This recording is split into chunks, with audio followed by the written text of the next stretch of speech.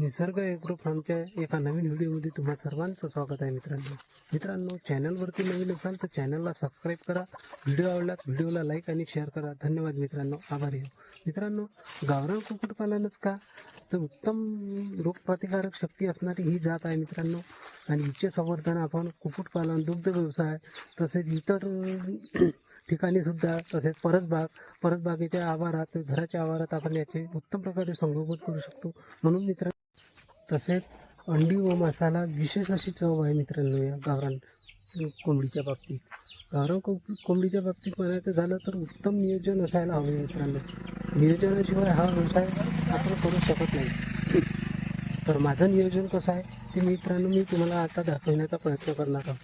मित्रांनो, फार्म बघण्याच्या अगोदर आपण इथे काही झाडाची लागवड केली. जसे की इथे पेरूच्या झाडाची लागवड केली आपण. इकडे पण पेरूचे झाड आहे, सीताफळीचे झाड आहे मित्रांनो. मग इथे आपण पावसाळ्याच्या सुरुवातीला हळदीची लागवड केली. कुक्कुटपालनामध्ये एक अँटीबायोटिकचं काम करते मित्रांनो हळद. इथे चंदनाची झाडाची लागवड केली आहे मित्रांनो. आपण बघू शकता माझं नियोजन कसं आहे.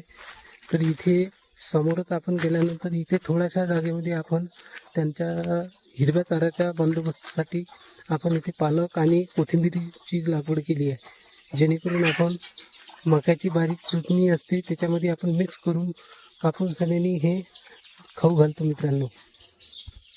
सध्या थंडीचे दिवस असल्यामुळे आपण पिल्लांना व कोंबडींना अशा डांग्याखाली झाकण्याचं काम करतो मित्रांनो. हे बघू शकता आपण असे हे खुराडे.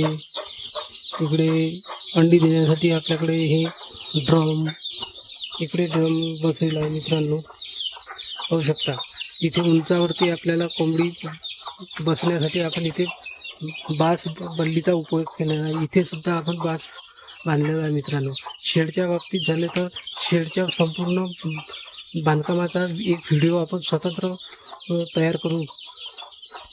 जसे की आपण इथे पाहू शकता, इथे आपण एक छोटासा उकिरडा, पण आपल्याकडे आता कोंबड्याची संख्या जास्त वाढणार आहे त्यामुळे आपण इथे मोठा उकिरडा तयार करणार आहोत. आणि वरतून थोडं ओपन शेड ठेवणार आहे मित्रांनो, ज्याच्यावरती ऊसाचं पाचट वगैरे टाकून, जेणेकरून येणाऱ्या उन्हाळ्यामध्ये त्यांना सावली मिळेल. आपण या उकिरड्यात सतत पाणी शिंपडण्याचं काम करणार आहोत, जेणेकरून ओलावा राहील.